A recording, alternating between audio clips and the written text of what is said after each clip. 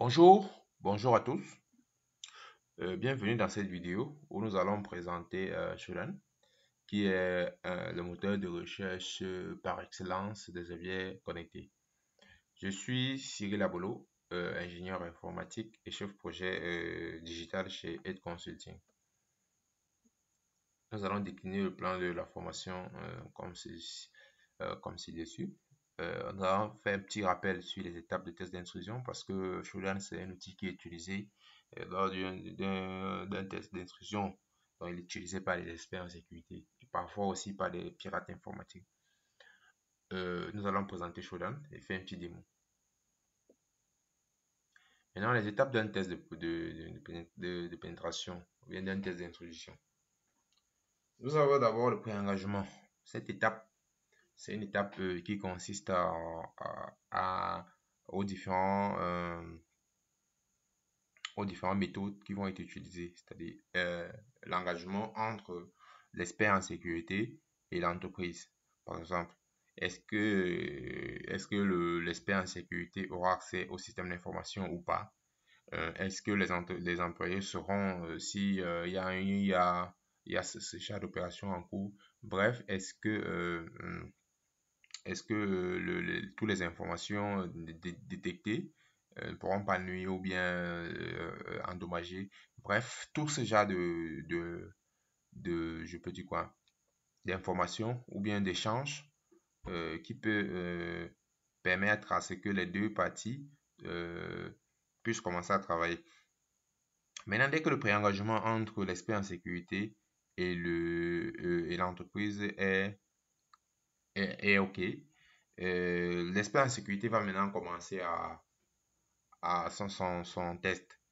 Pour pouvoir, avant toute action de test d'intrusion, il faut d'abord chercher à avoir les informations. Ça peut être l'adresse IP, ça peut être un mail, ça peut être des serveurs, ça peut être des équipements utilisés, ça peut être des versions d'équipements, ça peut être toutes les informations utiles qui peuvent être utilisées pour l'attaquant. Maintenant, une fois ces informations obtenues, à travers ces informations, par exemple, l'attaquant va essayer de rechercher des menaces, s'il y a des menaces possibles. Par exemple, s'il a découvert un serveur web, est-ce que le serveur web peut avoir des menaces? S'il a découvert que l'entreprise a un réseau, quelles peuvent être les menaces de ce réseau?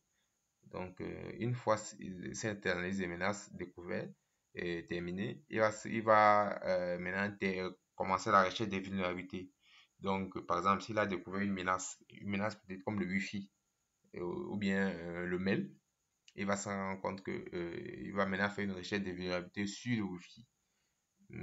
Et il va se rendre compte que bon, peut-être le Wi-Fi utilise une ancienne technologie pour pouvoir chiffrer le mot de passe. Il va trouver les vulnérabilités. Maintenant, une fois trouvé les vulnérabilités, il va exploiter. Par exemple, pirater, essayer d'avoir le mot de passe. Bref, ce genre de choses. Une fois qu'il est dans le système, il va pouvoir avoir le maximum d'informations afin d'écrire au final son rapport qu'il va donner à la direction et au management. Donc là, on va donc présenter Shodan. Donc Shodan est accessible à ce lien. Afin de pouvoir utiliser Shodan, vous devez d'abord avoir un compte. Maintenant, vous avez deux types de comptes, les comptes payants et les comptes gratuits. Le compte gratuit te limite dans les recherches que tu peux faire. Donc, si vous voulez vraiment utiliser Shodan en production, vous devez avoir un compte payant. Voilà. Maintenant, donc, on va essayer de présenter Shodan, les avantages. Shodan fonctionne en moteur de recherche, c'est-à-dire vous allez donner un certain nombre d'instructions au moteur de recherche et il va maintenant trouver ça en fonction de ce que vous voulez. Par exemple, si je dis caméra, il va me sortir les caméras. Là, vous pouvez voir les différentes caméras que j'ai eues. Là, par exemple, vous pouvez voir là que j'ai une caméra disponible. Maintenant, non, c'est bien sûr protégé. Donc là, j'ai les caméras en fonction des pays. Maintenant, ce que je peux faire, c'est lui mettre une autre condition, c'est le pays. C'est-à-dire, je limite ça, je veux les caméras de la France. Là, il me sort les caméras, tous les caméras de la France. Voilà. Si j'entre un peu dans une caméra, je peux voir tout ce qui est, toutes les informations qu'il a trouvées. Ici, il a trouvé les ports ouverts, il a même trouvé les liens vers les requêtes. Euh, Vous avez quelques informations au niveau des équipements, bref. Donc, maintenant, qu'est-ce qu'on peut faire? On peut rechercher les caméras de France à Paris. Si je mets City, 2 points, Paris, par exemple. Voilà. Comme vous pouvez le voir, j'ai les caméras, euh, tous les caméras qu'il a pu trouver en France, à Paris. Donc voilà, comme vous pouvez le voir, j'ai un certain nombre de caméras disponibles. Maintenant, ce que je peux encore faire, je peux encore directement avoir les caméras de Paris, d'Orange par exemple. Orange. Donc, je résume. Je veux les caméras de la France, de la région, de la ville Paris, de l'entreprise Orange. Là, il m'a trouvé un résultat. Donc, je peux directement entrer là pour avoir les informations sur la caméra. Donc, ici, je peux changer par exemple le titre. Je veux peut-être les serveurs, par exemple, Windows. Je veux les serveurs Windows de la France, de Paris et de l'entreprise Orange. Il n'a rien trouvé. Je vais un peu enlever. euh, Qu'est-ce que je peux enlever? Ah, j'ai fait une erreur. Je vais mettre org. Voilà.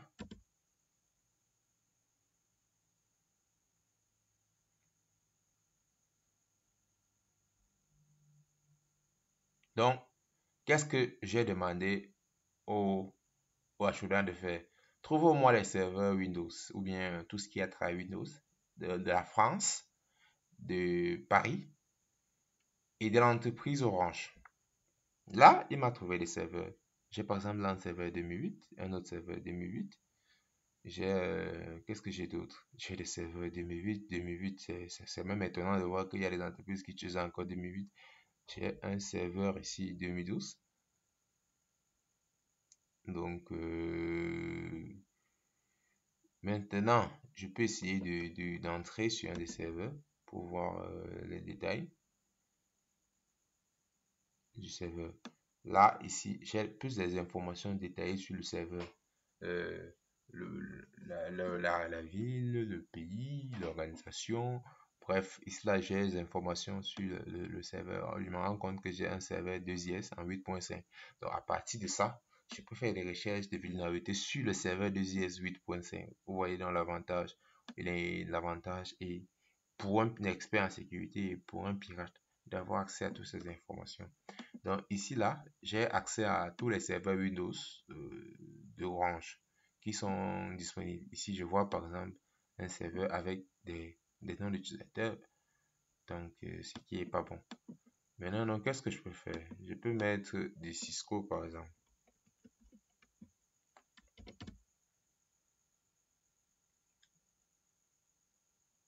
Je fais une recherche des équipements Cisco d'Orange. Voilà, bingo.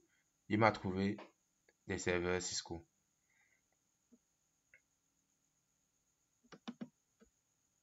Des équipements Cisco, autant pour moi.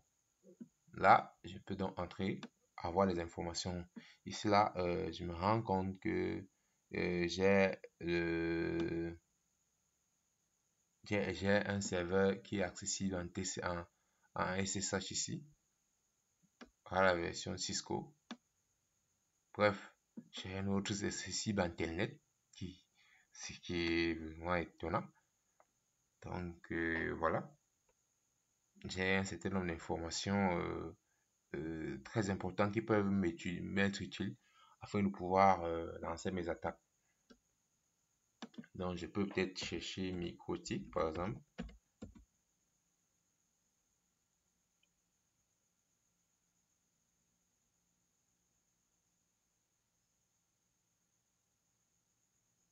Voilà. Donc, ici, j'ai quelques informations liées à Microtik. Si je cherche Microtik, je cherche par FR, je cherche org. Mhm.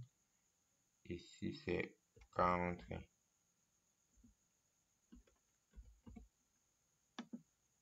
Ici, c'est org. Org orange.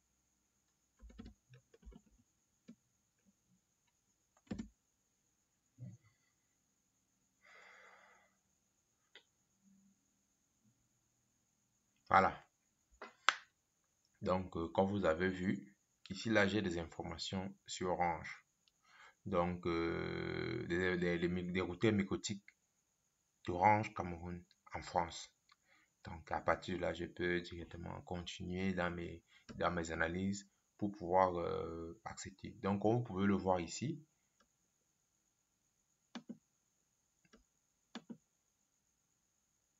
là, c'est le terme à rechercher. Mycotique, country, c'est-à-dire la ville.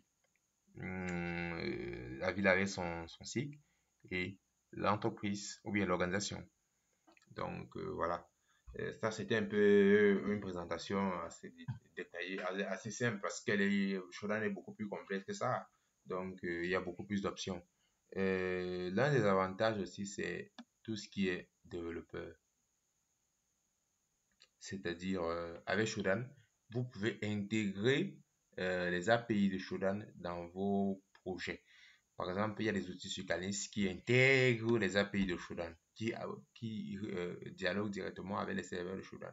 Ça peut être très intéressant pour les développeurs ou bien pour ceux qui ne veulent pas passer ou bien pour ceux qui veulent personnaliser tout ce qui est recherche, scanning d'informations, scanning de vulnérabilité autant pour moi. Donc voilà, c'était une petite présentation sur Shodan parce que c'est une petite, Shodan est beaucoup plus vaste que ça, de ses fonctionnalités et de pourquoi on l'utilise et de qui l'utilise. Donc je vous remercie d'avoir suivi cette vidéo. Je vous dis à la prochaine. Ciao.